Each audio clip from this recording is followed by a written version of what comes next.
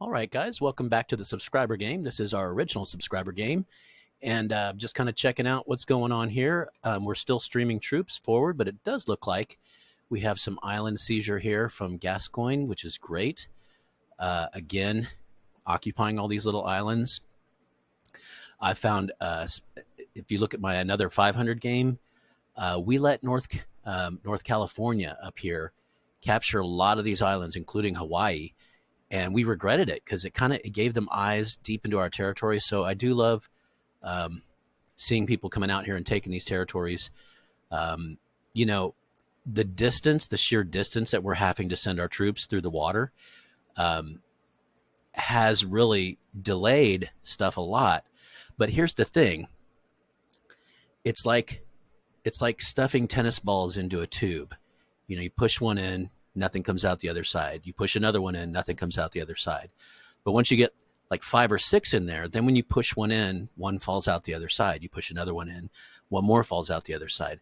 That's the same thing as troop movement. So if we just keep on gathering up our mainland troops and sending them there, eventually this steady flow of troops is going to be pouring in here, and it will almost be the same as if they spawned here, right? Because they're going to be arriving in sort of the same groups that they were spawned in, but of course there's a 6-day delay. That's the wait while you have to push the tennis balls through the tube or whatever. But as soon as we get that pipeline going, which you can see already is going for Java. Java was able to come up through here first, being of course right next door here. Here's a very impressive success story. Geraldton from the mainland has established a solid presence up here, and may even at some point may even decide to move his capital up there. Again, at some point he's going to have more territories. I think he already does. He's going to have more territories on mainland Asia than he has in Australia, and we've talked about this too. It will reverse the problem of your morale. In other words, all of a sudden your homeland people here will suffer the ill effects of morale when your capital is far away. But we've also talked about the fact that your homeland is always more developed. Like, you've always got railways and factories and forts and stuff like that. So those are all morale boosting structures, right? So just keep that in mind. Especially as we move into mainland Asia, and as we've made the decision to go ahead and just scorched earth, just take it all, then at some point my allies will really determine that they have enough stuff up here. Java might do it at any time, really, because Java's not going to suffer that same, since Java's much closer. He's not going to suffer that same sort of critical homeland reduction in morale that the rest of us will on the mainland. So he could move it now, or he could wait. He doesn't even have to really move it now, because, again, the penalty is not as big for him being closer. But you'll see probably a lot of the mainland people eventually, once they've got enough territories up here, they will move their capital forward. Okay, so a couple things that are worth talking about. Of course, somebody asked on our chat, is Shanxi one of us? Yes, Shanxi is one of us, and kind of rocking it, kind of expanding all on his own, reaching out to grab double resources. I noticed 2 fighters on the map, so great little defensive units already on the map. I'm loving that, and actively at war now, taking more territory with a nice little stack, with a great little invasion stack. So haven't talked much about Shanxi here. But it's time now to start talking about Shanxi, because we're moving on to Asia. And as soon as we can unite borders with them, the better. That's just great stuff all around. Down here we do have Darwin. So Darwin has moved in with a serious presence. I think it was wise for him to come up here. Again, as Darwin spreads and moves outwards, he may want to move his capital up as well. I'm kind of struggling because I'm just running up the middle, sort of, but it does give me an advantage in that I'm going 2/3 speeds over Allied territory. So the first people who conquered through here had to suffer through a lot of enemy territory. They had to go 1/3 speed instead of the 2/3 speed that I get to go. So I do get a bit of a nice little corridor to the Conquer Zone, and I'm making my first attack. I'm so proud of myself. Yay, my first attack of this mid game. We could call this the mid game, right? The early game being taken over Oz, and now the mid game being sort of Asia, and then the late game being facing off against the other large coalitions that sort of begin to crystallize in that last month of play or whatever. So things are going great, though. You can see a lot of Asia is now ours, thanks in large part to the activity of all my coalition brothers. When I look around, I see Esperance here. Over here, I see Gascoigne here, and I believe this is also, South Borneo here. Down here, Esperance again. This is, so I rarely use the clown blanket, the clown quilt nation color thing, because it just drives me nuts. But this is a good opportunity to do that, because in this way we can sort of check out and see who everyone is. So, okay, Burma and Burma. Okay, that's nice to know. They're linked. Over here we do have Esperance, who is the same as Esperance here. Now this is something different. Burma again. Oh, Burma. Burma was a power before before Java came on the scene. Look at that. Oh, ouch. So I'm loving it, and I'm loving also Geraldton here has a nice footprint in Asia as well, already starting to build railways. So one of the other things that we have talked about as a group here is it has really disproportionately fallen on Java to build railways up this corridor. So he's been really cool about doing that. And we know it's like that takes you, if I'm moving with my infantry on Allied territory, I'm going 24 kilometers per hour.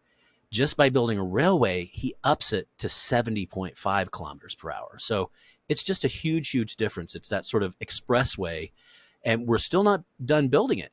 But you can see on a lot of these tiles, especially the long ones, because he's strategic, he started these. Look, that's almost about to finish up in another day or so.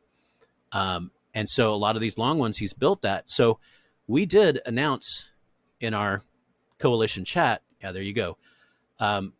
Java's really shouldering the burden of this. So if you have any steel or wood or coal, please gift it over to him if you have any extra, And I went ahead and I think I gifted him 20,000 or something. Because look, I've got just too much lumber.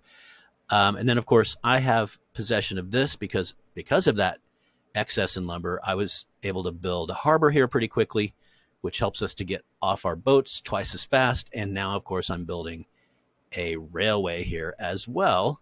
Bada bing, bada boom, doing my part. Some of these shorter territories still don't have rails on them. But again, it's very wise to build rails on the long territories because it's all by kilometer, and that's just the short territories. We can afford to go a little slower for a short period of time, but those long territories really slow us down. So that's a cool thing too. We've been kind of working together with that. So we're just going to move forward here. I think Java and South Borneo kind of have a native advantage here because their capitals are so close to the Asian mainland. And again, they can stream troops forward much quicker. But as I mentioned, once you turn on the tap and just every day, let me just go ahead and do that right now. Just every day, gather up all your troops from the mainland and send them all to the front.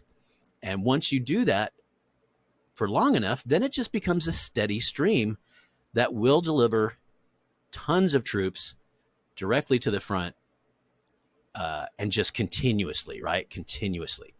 So I'm loving it. I'm making my first attack in mainland Asia. I'm so giddy. It's like my first date.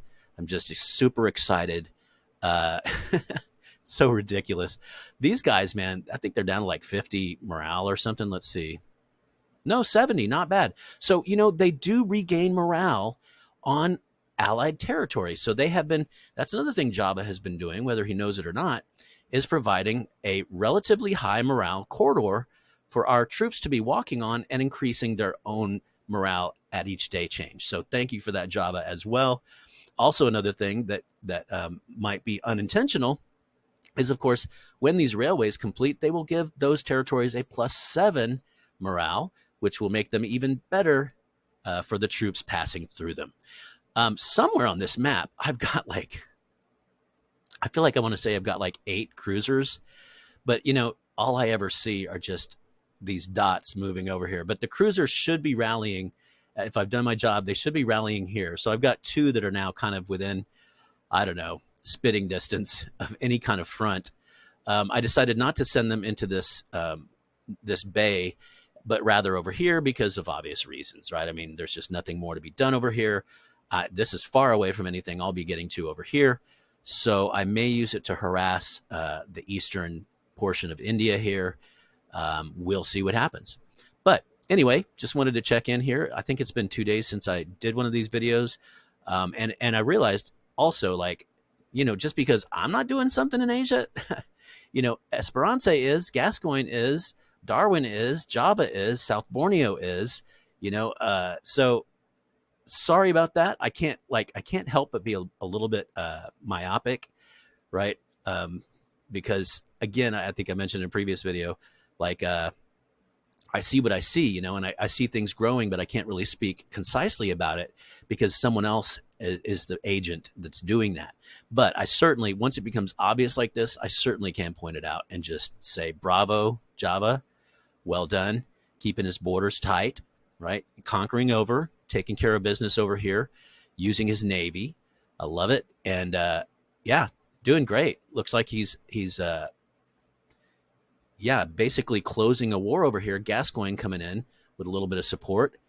And at war. Gascoigne's at war over here now with somebody new, North Madras, who is not a huge country, doesn't look like. So, okay, great stuff. And by the way, it looks like, Siam. Now, Siam, where are you coming from, my friend? Where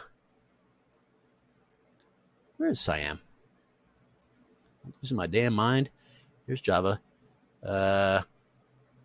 Oh, no? Where is Siam? That's just weird. Why am I'm suddenly confused by that. And then now I'm confused by being confused. Why am I so confused about that? So where are those guys coming from? Let me trace their little pathways back. What is happening here? Siam?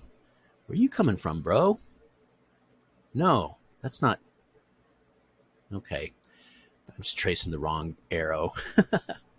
All right. Sorry about this, guys. A little bit confused about Siam because it looks like Siam is in that blue of my ally ship.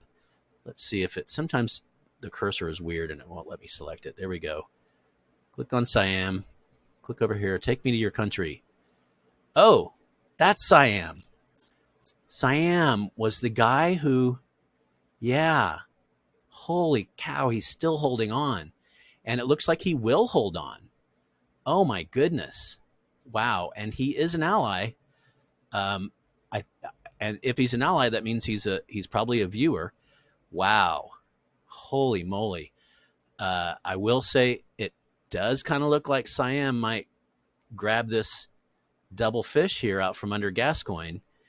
And that's not great.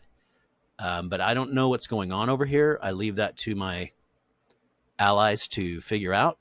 But if I had bombed in here with my cruiser and cleared it, I might ask the other person to step back and let me populate it. On the other hand, if there's just nothing around, I don't see anything around that Gascoigne can send in. See, that's the other side of it. It's not really reasonable necessarily to ask someone to wait forever while you send troops there. So it looks like the nearest troops are over here, and that would probably take a good 4 or 5 days to get here. So I don't know. Again, I'm going to let those guys figure it out between each other. I will say that in the past, I've been kind of a little bit iffy about really weak countries taking valuable resource tiles. And it looks like this tile actually has factory on it. So I don't know. I don't know what's going to happen. Certainly Siam is in a position to capture these over. But I think if I was in a position of either of my allies over here, I would probably talk to Siam and say, hey, you know, you're a very, very weak country, assumedly with very few resources coming in, if I get this double fish, it goes to my war machine and helps a large country to continue to dominate. Whereas if you get this double fish, it lets you build, another cavalry or something. I don't know. It's sort of the same thing as I felt about down here when I was dealing with Brisbane over here. I was kind of like, geez, Brisbane only had one territory left, but then he took a few up here. And it was the same sort of thing. I was like, oh, I can't begrudge him getting that. Good for him. But at the same time, like, the active dominant players in the game kind of need all the little bit we can have if we're going to win this thing, So I don't know. It's a quandary. It's a moral quandary. I guess we'll see what happens. I do figure we can figure things out. No matter what happens, we can work things out and figure it out together because we are all on the same team. So, all right, that's it, guys, for today. We're continuing to make our way into Asia here. I'm loving it that my troops are finally showing up. I do have a nice little stacky poo over here of 100 and I think, 7 cannon and a tank. And I'm loving that. I need that kind of stuff. I need every little bit I can get on mainland Asia. And along with the other stuff coming in here, now you can see it's streaming in here and it's streaming in here. There's kind of a gap in that white, and then you can see another generation that I spawned and sent down the road. And then here's another generation. So really just hoping to make a big impact on Asia, and here's why. Here are the coalitions in order of reward points. We are no longer first place if you look at the reward points. We are about 19 reward points behind Central Europa. Now, I've always said I look at the number of territories first because the number of territories is always going to be ahead of the reward points. The number of territories that you occupy, eventually those will be they will be improved with buildings and railways and harbors, and their morale will increase as time goes on as well. So what I look at, of course, is the coalitions, and then I come over here to provinces, and I rank them according to provinces owned. And you can see we are 21 provinces ahead of Central Europa. So that to me is a better, sort of a better metric of the future. As we develop these additional 20 tiles that my allies have just taken in Europe, that rewards number will increase. And I got to say, as all of us continue streaming in, that pipeline effect of basically now they're starting to arrive as quickly as they spawned at home, right? Because we keep on spawning, sending, and eventually that chain becomes a continuous chain. And so that's kind of what's happened for me. So these guys are hitting the land, and then, a day later, this whole nother group of spawnees, I don't know, Native Americans. Anyway, they're going to arrive. And so we now have this continuous flow of troops that are moving into mainland Asia. And that's true for all of my allies, not just me. So I anticipate that we're going to pick up a more of a lead on that second coalition, but we'll see. We have paid the price for having to be in the water for 6 days. No question about it.